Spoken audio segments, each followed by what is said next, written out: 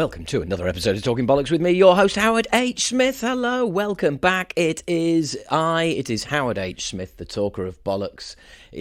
I'm welcoming you back, or for the first time, to this podcast. Straight away, I am going to tell you that I sing in the UK thrash band Acid Rain. I have this podcast, I do stand-up, all sorts of bits and pieces. You can find it wherever you like. But Patreon is where it's at. Patreon.com is where all of the bollockers tend to live. We've got a really cool group over there. It is $6 a month. You get shed loads of content, including a live podcast once a month. Well, a live chat on Zoom for at least a couple of hours, and we have a right old laugh. If you want to come in, join the fun, please do. There's a link in this podcast, in the podcast description, or just go to patreon.com/Howard H. Smith. So that's enough of that. Welcome back to the podcast. Episode number, I don't give a fuck. I have noticed that every single podcast seems to start with how many episodes there's been. I genuinely don't know.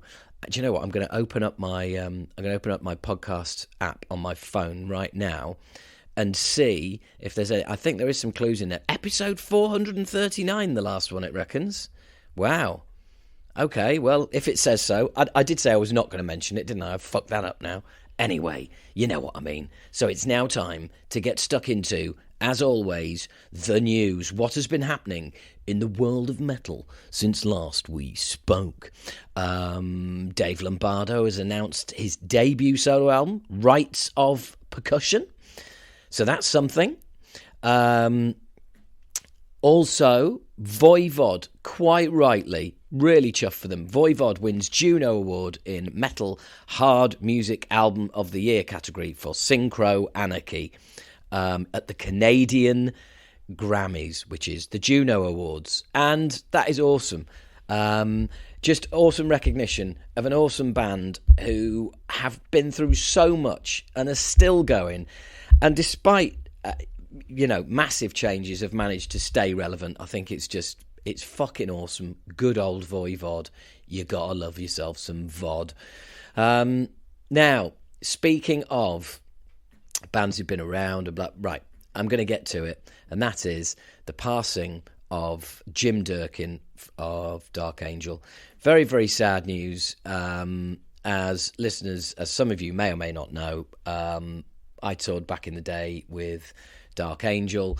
We've had Mike, bass player Mike Gonzalez on the podcast. We've had Gene on the podcast many times. I've seen Gene many times over the years. I only actually met Jim once, which I think was in 2017, 2018 in Glasgow when Dark Angel came over to play Lords of the Land. And obviously there was a lot of history between me and the rest of them, which meant, but it wasn't awkward at all. I mean, the dude was really nice, really friendly, really welcoming. And he was like, oh yeah, I've heard all the stories, what you guys got up to in Europe and all the rest of it. And it was very, very cool. And, it was minimal hang time. We probably spoke for a total of about 15 minutes across an entire day. And that was sort of 2 or 3 quick chats. But seemed like an awesome dude, and from what everyone in the band, was telling me, they were just like so glad they'd managed to get that lineup back. And at the time of commenting on this, I don't know what it was, or how Jim passed, or what it was that got him in the end.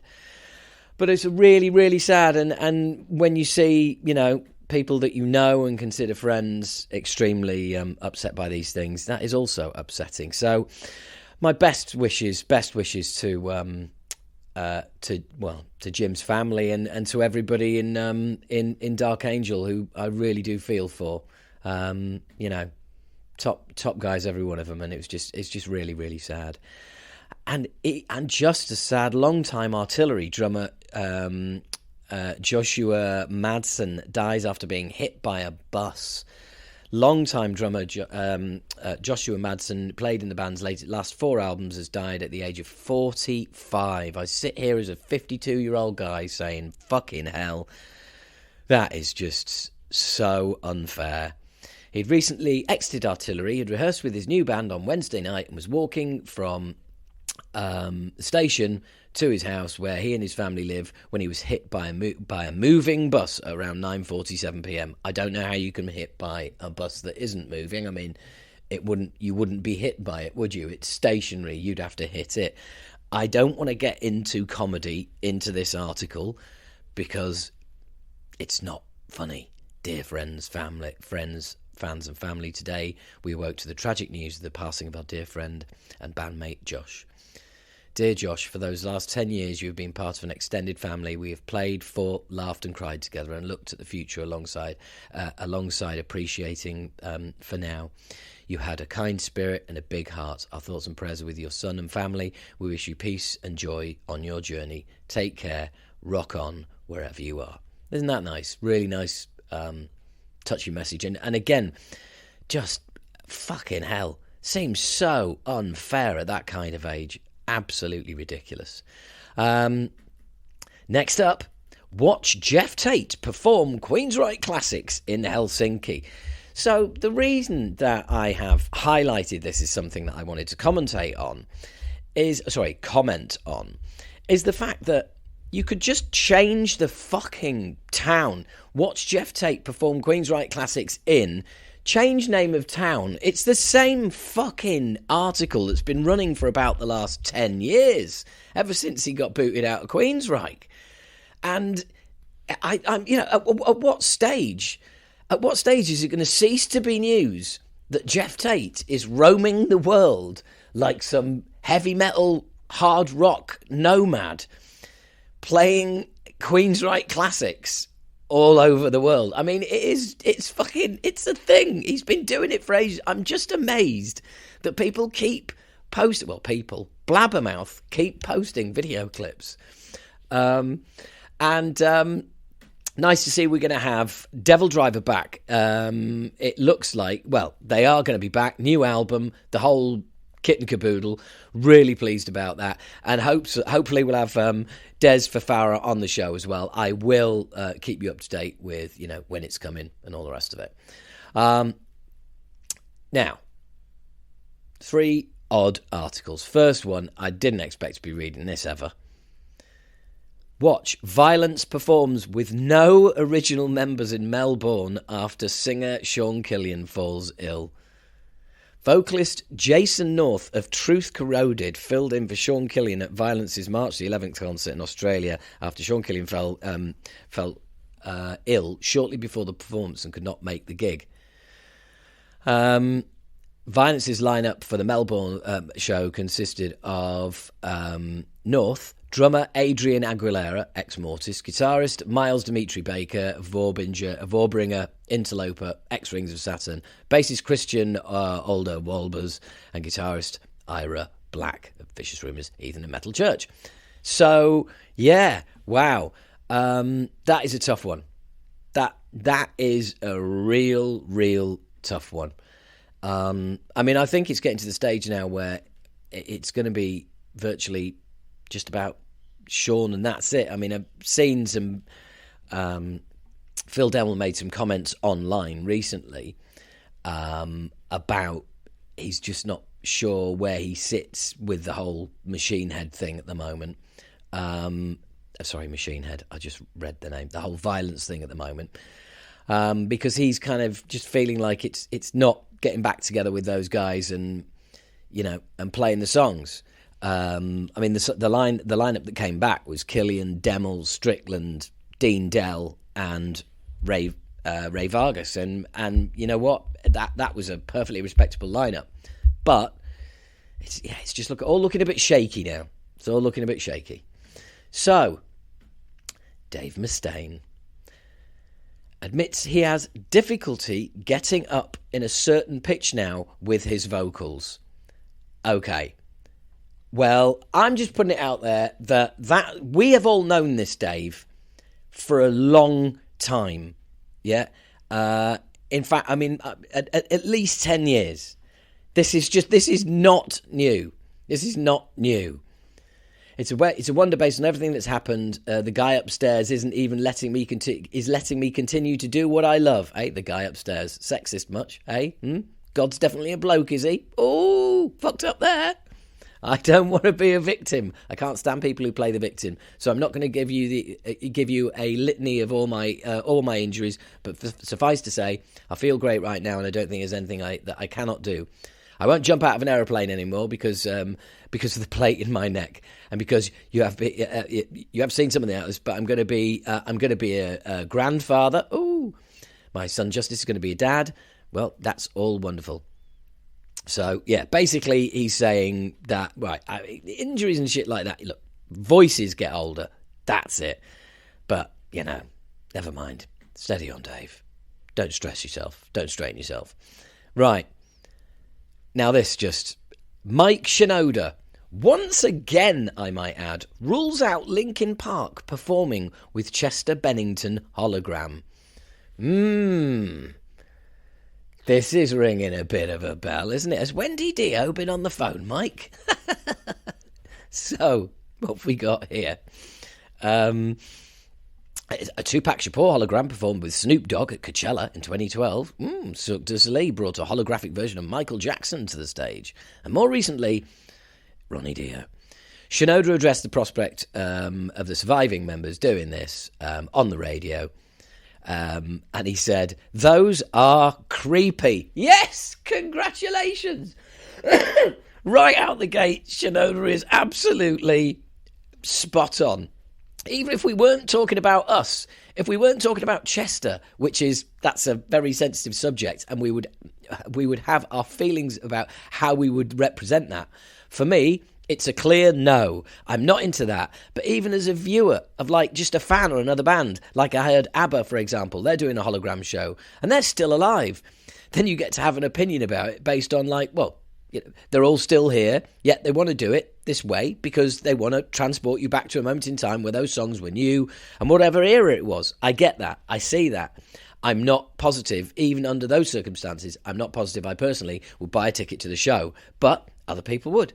That's fine. The problem with the internet now is that everybody thinks that everything is for everybody. Whoa, great line. I've said that many times. Everything is not for everyone, but there we go. And what I mean is everyone feels like they need to chime in well, here's my opinion. This is what I have to say. And it's not for me.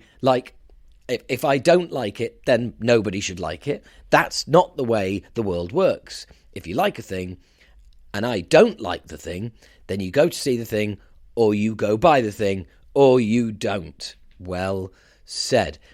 I can't even wrap my head around the idea of a holographic Chester. I've actually heard other people outside the band suggest that. There's absolutely no way. I cannot fuck with that. Yes, I totally agree. You're absolutely fucking spot on, Mr. Shinoda. I can't do a hologram Chester. That would be the worst. For any of you guys who have lost a loved one, best friend, family member, can you imagine having a hologram of them? Oh, awful. I can't do it. I don't know what we're going to do, but, we'll figure it out eventually. Fucking too right. I mean, the guy has only been dead how many years? I mean, it's not that long. Apologies. I don't know. You'd think it'd be in this article somewhere, but yeah, I mean, fuck it. Then you get all of these tons of article. Well, the article is extended by basically listing all of the bands who have used a hologram, and then other bands who've commented on other bands talking about fucking holograms. It's just insane. But this from Dave Draymond back in 2016 about the Dio thing. It makes me sad. I'm always happy to hear any music from anybody that's left us, that we've lost. But I don't know. The hologram thing, to me, it isn't letting the dead be dead. It just seems weird. Is there a difference between a hologram and a guy dressing up like Ronnie James and doing it? Ooh, that's weird, isn't it, eh? Anyway, fucking hell, yeah. I mean, I can't believe people are even suggesting and don't get me wrong, I was not a massive Linkin Park fan. That is not the case at all. But I just think it's too soon. I mean, Ronnie had been dead for a decade, for fuck's sake. Do you know what I mean? I mean, I've by the way, I've skirted through and I haven't been able to find. Do you know what? Fuck it. Hang on a second. Right, okay, so I've just had a little check, and it's really not that long at all. Chester Bennington died in July 2017. It is not even 6 years. It's not even 6 years, and some fuckhead somewhere is going, you know how we can make some money really fucking easily? Convince those guys in Linkin Park that they need to do a gig with a hologram of their dead mate who hasn't been gone 6 years yet. Fucking hell, really? I mean, but then again, who is suggesting this? Maybe there isn't people out there saying, well, we should do this, right? Maybe it's just a fucking bullshit thing. People keep mentioning it, and that is it. Yeah, it was just an interview with a DJ. So, yeah, okay. I mean, maybe this is absolute classic blabbermouth, and there's actually basically fuck all there. There's no story whatsoever. It's just blabbermouth fucking making it up, which would not be a surprise, because some of you will have seen that there's some stories that have come out of this podcast, like literally, you know, they've lifted sections of an interview that's appeared here and run it as a news story. Hey, I'm not complaining, but you know, it doesn't make it fucking news, does it? Anyway, look, not much news today. Not really a great deal to talk about. It's all been a bit downbeat, but be prepared for that to change. Now, the weird thing about the interview this week in this episode is the fact that it's about 40 minutes and then it dies. Okay, now what you are going to get here is it's George Miller of 601. I know George very well.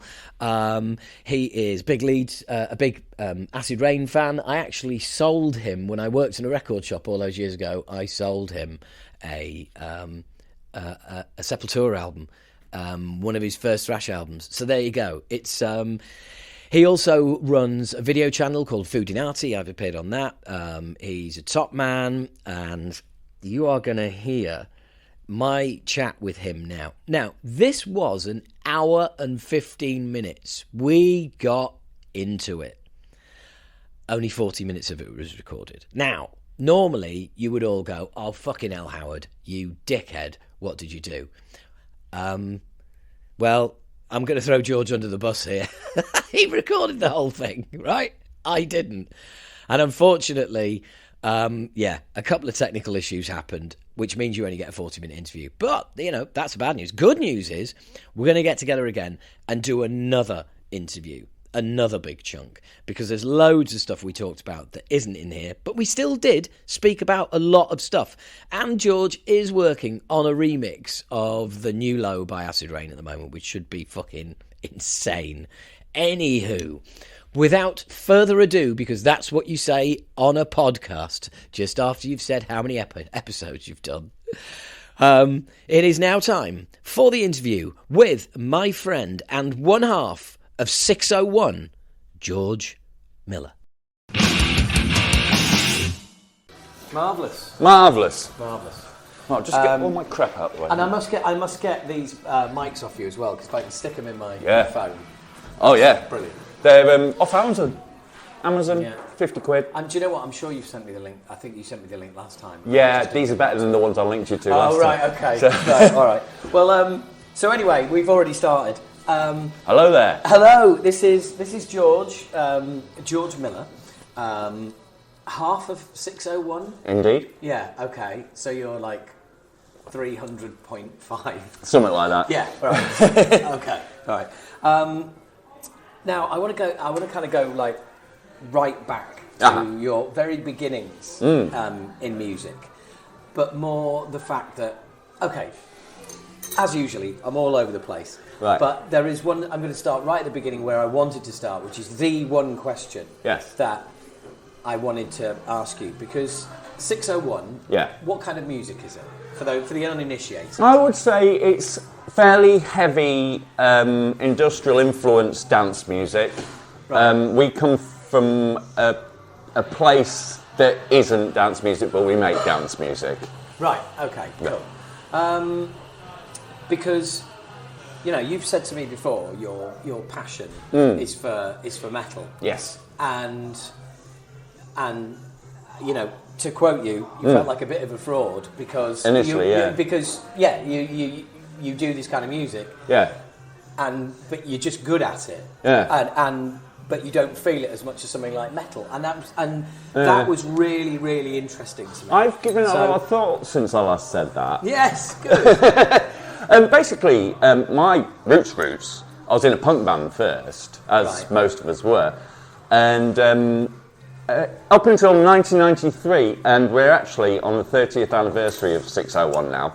In 1993, I was at high school, 15 going on 16, and I was messing about in the music room on the synthesizers and stuff. Yeah. At about the same time, one of my heavy metal friends introduced me to Nine Inch Nails, Pretty Hate Machine, and Killing Joke, Pandemonium at the same time. And I was like really amazed with like the things you could do with synths. And I've been a guitarist up to this point, and I got more and more into what you could do with synths. And Nat was a childhood friend of mine, and he's getting into what you're doing with computers. And that's where the name 601 came from, because it means information overload in an old sci-fi movie called The Andromeda Strain. Oh, what a movie! Yeah, what a fucking movie! It's right, the last scene in the movie, it says information overload, code 601, it just goes 601, and that's when the whole world's That's awesome. The fact that you were named after something that was absolutely topical and bang on the money, and 30 years later, you have to go into deep explanation of what the fuck it is. Well, if I could choose my name again, it wouldn't be a number, because Google hates it. Yes. But, so that was that. So what we were doing at the time was, I was in a sort of like thrashy sort of band, and we were doing the stuff on the keyboards as intros for the songs. The band weren't that good, but the intros were really good.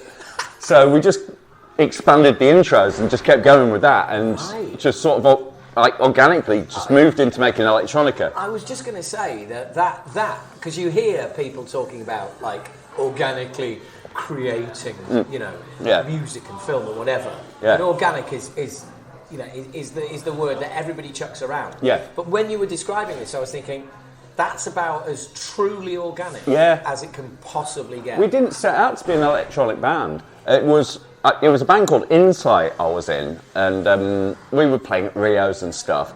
And these intros were just better than the songs were. Bradford Rios. To the uninitiated. Absolutely, long gone now. Long gone. Place. Covered in dust, but lovely. But yes, so these intros were getting really good, and they were getting longer, and they were getting like beats behind them and stuff, and so it did just evolve. And the band were getting a bit annoyed with these synths and stuff. Everyone were coming to listen to the synth bits. Yeah. So then we made like a really shoddy demo. Well, shoddy by today's standards, done on a 4-track Tascam. We didn't even know how to use MIDI at the time. You know, we were just playing stuff, and it got picked up by John Keenan, who you've just had on the show. Right. Wow. Yeah. Yeah, and he put us on as local support to a band called Loop Guru, who loved us so much they took us on tour with them. Wow. And it came out of that, and it was literally within the space of a few weeks. We were on tour, and it was quite a major tour. It was like NME sponsored tour with Loop Guru as support act, not knowing what the hell we were doing, but people thought we were being clever. People thought that we actually did know what we were doing, and we were just like making it sound primal. And it was like, no, we weren't. We just didn't know what we were doing. That sounds a bit like the KLF. Yeah.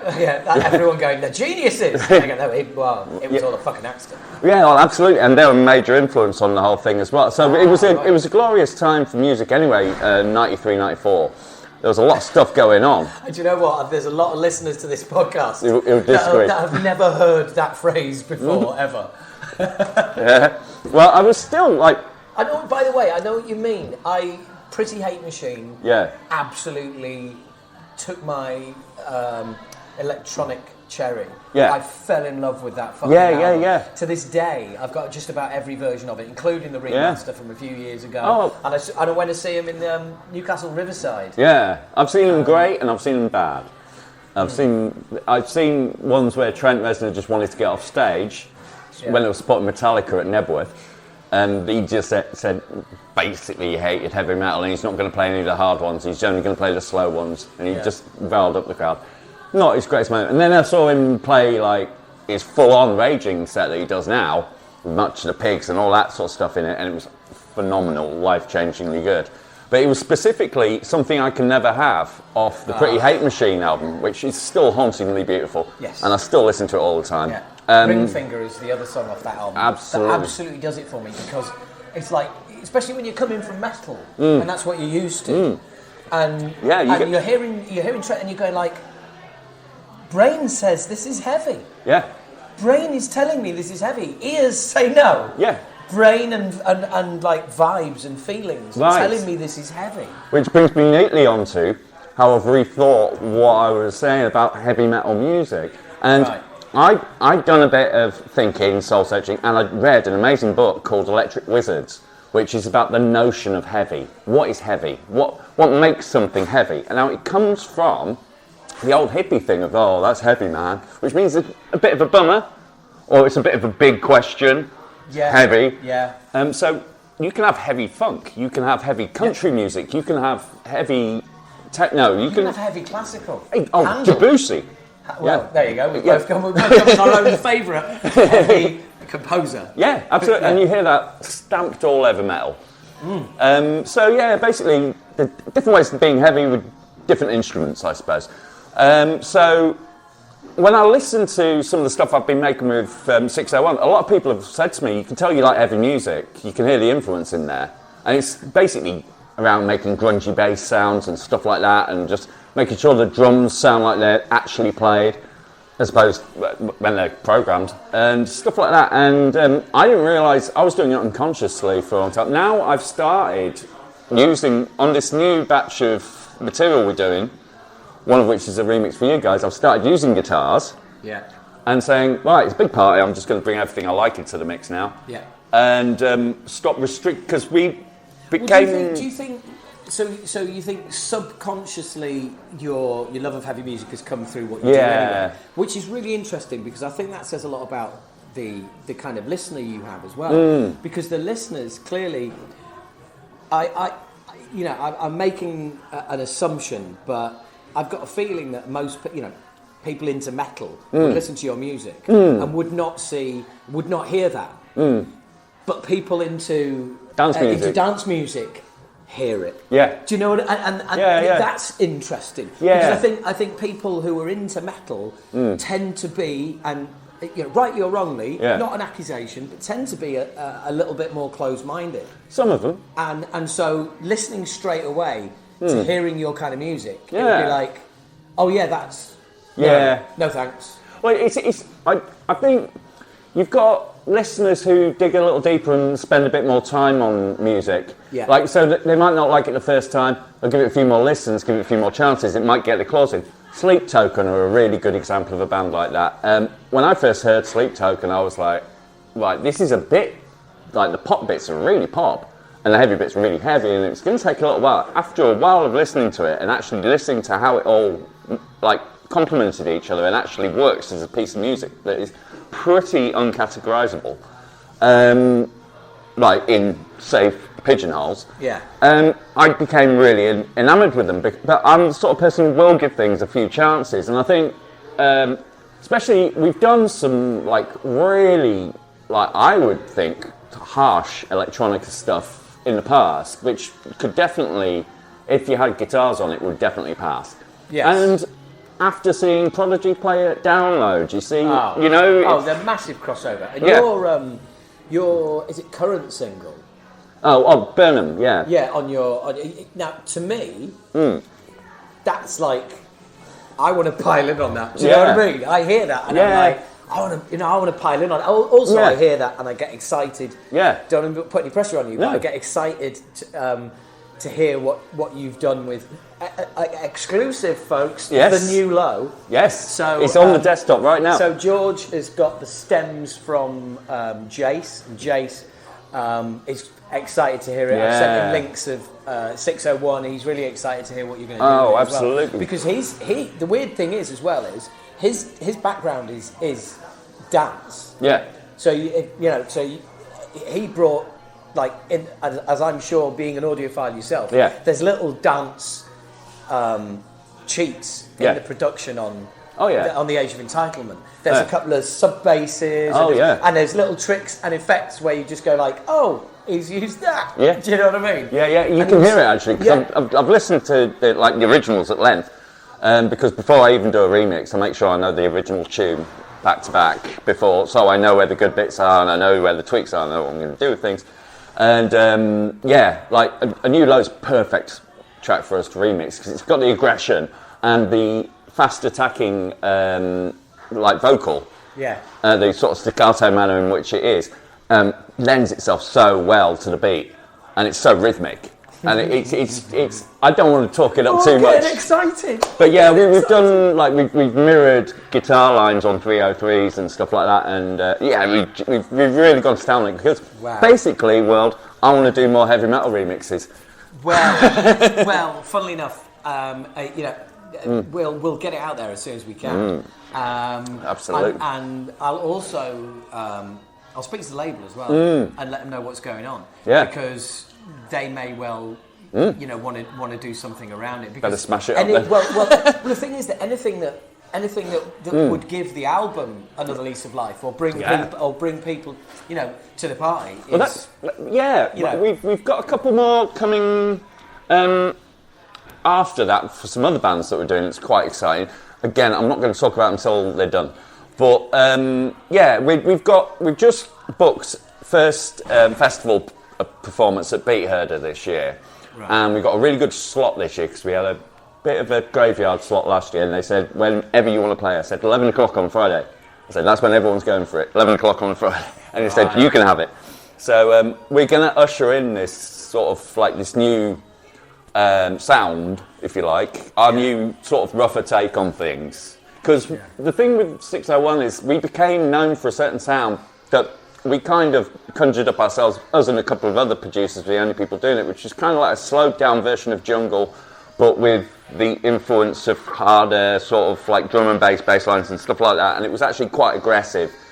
And we got kind of pigeonholed as that, and the breakbeat scene, we kind of, I don't want to say outgrow, because that's like dissing the scene that we came from, but we like lots and lots of different things, and we wanted to start, now in our old age, it's not all about dance floor bangers anymore. It's about, I'm a person you're more likely to find at the back of a metal gig than at the front of a rave having it. I'll happily be on stage there. Anyway, point of the matter is, we basically got almost 45 years worth of music I've listened to, and I want to involve everything I liked now. So you've got to a point with 601 where it's kind of like, actually, why are we doing this? Well, it was Do you know what I mean? I know what you mean. We had the discussion, and we played a gig, and we had the discussion after we came off stage that it was getting too easy. Right. And we don't like that. The minute you can sense autopilot on stage. Yeah. Time to change up. Yeah, and I know that's going to ruffle a few feathers, but it was. I want to do music that challenges me. I want to do music that I'm going to be proud of. Because if I'm just phoning it in, then there's no point, And up till now, it's been like. I'm really proud of everything we've done, but we've pushed that sound as far as we can go. And, let's be realistic, I'm 45 now, we've got another, 10 years maybe? Fuck off, that means I've only got another 3 years. Oh, that's why I've got the retirement plan with the programme. I can do that till I'm 80. Right. But with the music anyway, and so now if we're going to be experimental, now's the time. So not only have we got 601 getting a bit more adventurous with our choices, I'm doing an album in an act called Prior State, which is me and Jim Daly from Loop Guru. He's come back round again, and he was also in Psychic TV with Genesis P. Origin and all that, and we've got some of the original Psychic TV stuff and the vocals and stuff, and we've been given the okay by the family to use the late Genesis P. Origin's vocals. Wow. So I've got the samples and stuff, and we've been piecing together an album for, it's been over a year now we've been working on it, and it should be seeing the light of day sometime towards the end of the year if I get my stuff together. So that's quite exciting. That's a very experimental record. Yeah. And that's a bit like, sort of like if Massive Attack had a right bummer.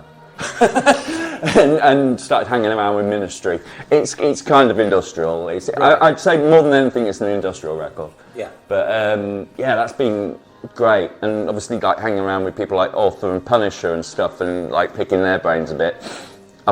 There's a lot of melting pot stuff going on, and I hope I pull it off. That's great. That's great because it's it's what keeps you. It's what keeps you on it. Yeah. And believe you me, somebody who is going to turn 53 next month. If in 10 years' time, you could well be going, right, what's the next change? Where are we at next? Absolutely. Because it's as long as you've got the passion for it. That's what it's all about. You've got to do it. It's passion. Yeah. And I've now been around this block quite a few times and realised, no one's getting rich. I've got friends in bands that are in the top 10, right? And they're not rich. It's like, nobody's making... You can make a sort of living. Basically, unless you end up on a movie soundtrack or an advert, you're not making any money. Oh, absolutely. Our second album, we made more money off what Radio 1 played, because Annie Nightingale liked one of the tunes, so she played it 12 times. That made more money than all the sales and everything anyway, so that was well believed. That was the best money we got. 12 radio plays. Yeah, 80 quid a pop, you know. So Brilliant. So that was fine. I realised the truth about the music industry quite early on. And this was in the 90s when people were actually making money. Well, this is interesting because, again, you've been involved in the industry as well, from the back end side. Yeah. You were saying, so Julie, who now is head honcho at Music for Nations. Absolutely. Which is part of... Sony. It's Sony. Sony BMG, isn't it? I don't know about the BMG, but it's no, just Sony Music. Well, anyway. Yeah. So, but you were working with her. You were saying Now Records. Yeah, Nail Records. Yeah. So Nail Records. Nail Records. Yeah. Right. Nail in the Coffin of Popular Music was its full term, and that came out of Bad.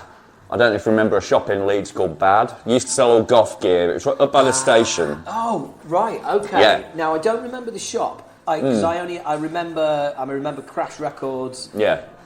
Jumbo, obviously. Jumbo, yeah. And they were the two record shops. Yeah, they were doing like the alternative clothing and stuff like that. Anyway, Adam Smees and Mark Mason, who worked there, they put together Nail Records to do records because they only did clothes at this place. And Nail went down Call Lane, and I joined them when I was about 15. So I was doing 601, and then I became so absorbed in everything that was coming into the record shop. And we were getting like things like Liebark or like KLF and then all this metal stuff as well, which I'd be getting on order. I get Sepultura and all that sort of stuff. Hang on. Let me stop you there. You were doing what I did at Virgin in Our Price or whatever it was in Harrogate, which was I worked there, and the manager quickly saw my friends were coming in, and he was like, "Howard, just like order metal records. You think we should get in?" Yeah. And then when the reps used to come round, he'd go, "Howard, come over." And I'd go over and he'd go, right, and I'd say, yes, no, yeah. And the store manager would stand there, and the rep would be looking at the store manager and he'd be going, yeah, whatever he says. He's my metal guy. yeah, I haven't got a clue. I was exactly the same now. Brilliant. Now, here's a nice bit of serendipity for you. You sold me, while you were at our price, my first Sepultura, and it was a Rise picture disc. Wow. Yes, pretty rare, I'm led to believe, but I don't have it anymore. Oh, that is going back a few years. Yeah, and then I went to Nail Records, and one of the first records I badgered them to get was Chaos AD, which was my jam. That was my album I listened to relentlessly. But an utterly phenomenal album. I mean, I've had ahead of its time. I've had Max and Igor on the podcast. Oh wow! Years, Igor's doing amazing stuff now. He's an interesting guy. He lives in London now, doesn't he? He lives in North London. I have his phone number. The weird thing is, I'd love to have him on my show. Done. We'll talk. We'll talk afterwards. One of my favourite moments on the podcast was interviewing Justin Sullivan and New Model Army. Wow. Sepultura came up in the conversation, and I said, well, I've got Igor's number. He lives over here now. Yeah. Do you want it? He goes, oh yeah, please. So I sorted out Justin Sullivan with Igor Cavaliero's telephone number, and at that point, I'm going, what? 15-year-old me is like, I've had a few of those moments. We haven't mentioned Foodinati yet, but I've had a few of those moments. Funny you mentioned Justin Sullivan. Actually, my first ever rock gig was New Model Army. Wow, right. Yeah, okay. Before that, my first ever gig was Aha, a band I still like. Sue me. Yeah, they probably will, yeah. Well, it was my first ever gig. I was 8. That's a great age to be going to It was at the conference centre. Really? Yeah, it was at the conference centre in Harrogate. My first gig I would have been 14. Yeah. You know, you've got in early then. Oh, I got good parents. I was going to say, but like, was your second gig like, you know, not till you were like in your teens or something? No, that was just after Stupid Questions had come out. Right. And it was in the top 10, I think. It was quite a big hit. It was. And they did a free gig in what's now Millennium Square in Leeds. Right. And they did a free gig there. I think it was for Anti-Fascist Action or something like that. It was a charity type thing. And I just read about it on the back of NME and a badge of my mum to take me. And so we went to see New Model Army. And that's brilliant. It was fab. I still adore that record. Thunder and Consolation, just adore it. It is one of the greatest albums by a British band ever. I really think it's in my top 10. It might be in my top 5. Definitely, and there's definitely, I mean, New Model Army Bradford, right? Yeah. Yeah. And there's something about Bradford. The green and the grey. Yeah. You can shut your eyes and do the bus journey that he's talking about. Yes. Even though you've no idea which bus journey he's talking about. But it sounds like Bradford. But you can shut your eyes and you can see the moors and the mist and the rain and that sense of melancholy. Yes. It's a magnificent without piece. a joke, I'm tingling just talking about it. Vagabonds, man. Vagabonds. We haven't even mentioned Vagabonds yet. That song is just, I listen to it most weeks. But also the fact that there's 2 songs on it, one Family Life and one Family. Yeah. Which like, you know, when you get the expanded edition with all the songs on it and everything. Oh, mate, you know, how did they do this tune? I mean, there's some great examples of minimalism on that album as well, of how little you need to make an amazing song. And then there's other songs on it where you're just like, there's so much depth and there's so much going on. Well, yeah. I mean, because I was saying, like, Bradford, because one area of Bradford music that I've been looking into quite a bit, I'm not going to give anything away, but was the doom metal scene in Bradford. Right. So My Dying Bride, Paradise Lost, you know, all of which centred around Rios that we just mentioned, you know, you know, and I became very exposed to that music when it, like Gothic by Paradise Lost and Turn Loose with Swans by My Dying Bride were big records for me, but it were also, like you say, very minimal in their own way. They were very economic and slow in places and stuff, but like really exploring the room, you know, like really. Yes, yeah. I know exactly what you mean because you know, intensity is fucking great. Yeah. But there's no room for anything else when intensity is around. Yeah. And the minute you slow it down, and you know, it's like as a singer, you slow it down, open chords. Whoa, hello, I can have some fun. Yeah, exactly. Intense. Yeah. I'm just got to be in time. Yes. And in tune. Absolutely. And that's it. Yeah. There's very little room for anything else. Absolutely. All that room to walk around in. Which brings us back neatly to the notion of heavy, and nicely done. I'm glad somebody is driving this interview. I've only been doing it 9 years. But before I'd been sort of exposed to like the really slowed down version of metal, like thrash was my entry, like my entry drug, if you like, for what I really liked. I liked Maiden and stuff before that. I liked Def Leppard. Def Leppard was the first, if you could call it heavy, sort of thing I got on cassette. Yeah, I'm not far off, Yeah, Hysteria.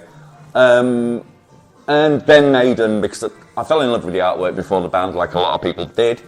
But it just wasn't enough. And then thrash came along, and I remember what it was, and you were on this record as well. It was the Speed Kills compilation. Right. Number 3, I want to say. It was, you were on it definitely, along with Candlemas. And do you know what the song was? Life Informs. I knew it would be. Yeah. I knew it would be. And the reason it's still in the set today is that album. And there are members of Acid Rain who are like, you know, I don't know, should we lose this? And every time I say, there will be people in the came crowd just to hear that. every night. That if we don't play it, you will hear from them. Oh yeah. We might not hear from them if we do. Yeah. But you will hear from them if we don't. Yeah, absolutely. You've got those tracks that you've just got. It's like with 601, we had a big tune called Rage, and it went on a Ministry of Sound compilation, and it got played everywhere. It was all over the radio, and we have to end our sets with that. Yeah. It's expected of us. Yeah. You know, it's your motherly love. It is. It's that tune, you know, and honestly, and you might find this as well. Your biggest tune seems to be the one that you've spent the least time on. Oh. This was like 2 hours or something at best. That me and that had a really strong sample, really strong bass line, got really strong beats going, and it just wrote itself. And then it was a B-side. We just like slapped it on, like the main track on. It was on the Raise It Up EP, and Raise It Up was meant to be the big single. Everyone ignored it. Rage was the one that everyone went for. Yeah. You can never tell which ones are going to be popular. No, and that's again, that's something that you just put it out there and you go, right, okay, go for that, everybody. You know. Well, it doesn't belong to you anymore once you put it out. Well, you see, before the Age of Entitlement came out, I spoke to every member of the band and I was like, guys, album comes out in a month. Spend this next month with the album while it's still ours. Yeah. Okay? Because the minute it's out there, it'll change, and once you listen to it after it's out, your head will be full of comments you've read, things people have said. Yep. When you listen to it, it's like it's still ours now. Whether you intended for it or not. Yes. You know, absolutely. I've said this because I've been producing my partner Lisa's records. That she's a country artist, well, alternative country. She hates it when I call it that, but that's what it is. Alternative country. That means good. Yes, it means it's not the Garth Brooks stuff. Yeah. It's not whiskey drink. It's not whiskey drenched. No, honky tonk songs. No, it's not songs about trucks. It's not, you know, or partners leaving you. Hours people work in an office. Exactly. Yeah. God bless Dolly though. Oh, absolutely. fucking legend. Don't mess with Dolly.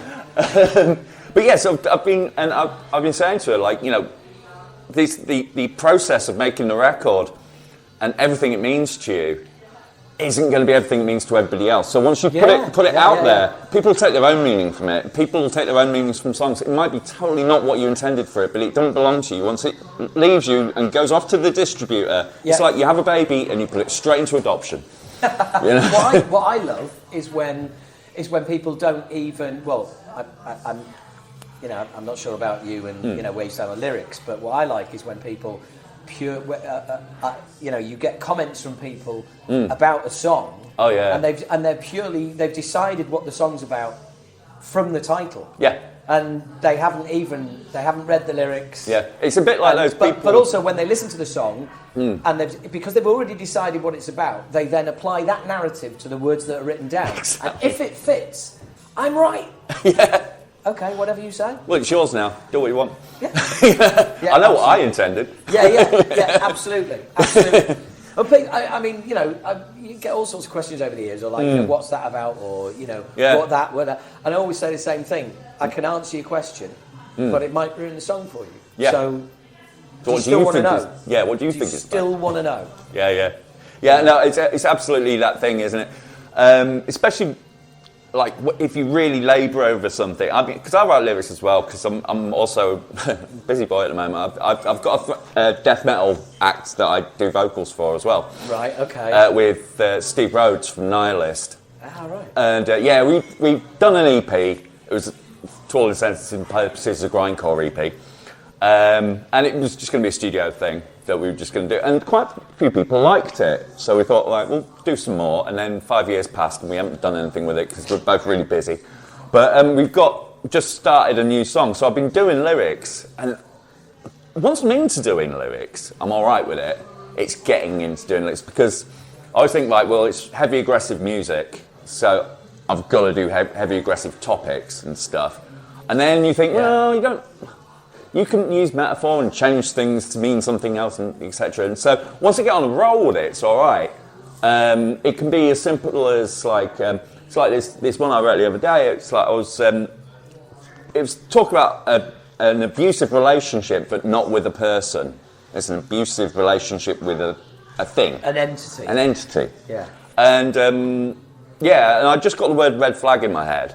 And I thought, oh, yeah, carrying a red flag and all that sort of stuff. And then that sort of like led to loads of other lyrics. Before I knew it, I'd written the whole thing out. And it's just getting into that flow. I think it takes like one word.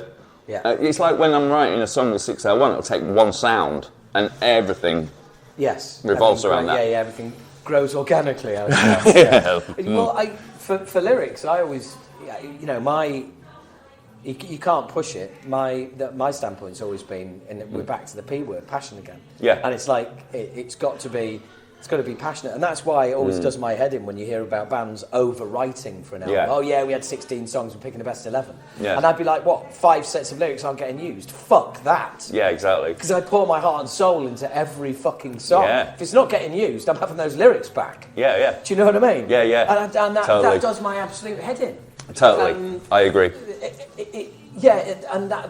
It's kind of like applying the production line concept to music, and I don't. Now you've hit the understand. nail on the head. Because I just think, and I always have, like, you go in the studio, and it's like, how many songs you got?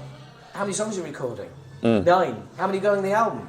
9. You haven't got any extras. Why would we? Yeah. We were busy working on these 9. Making them the best they could be. Yeah. Yeah. And if we'd had a bit longer, you'd have 10. Yeah.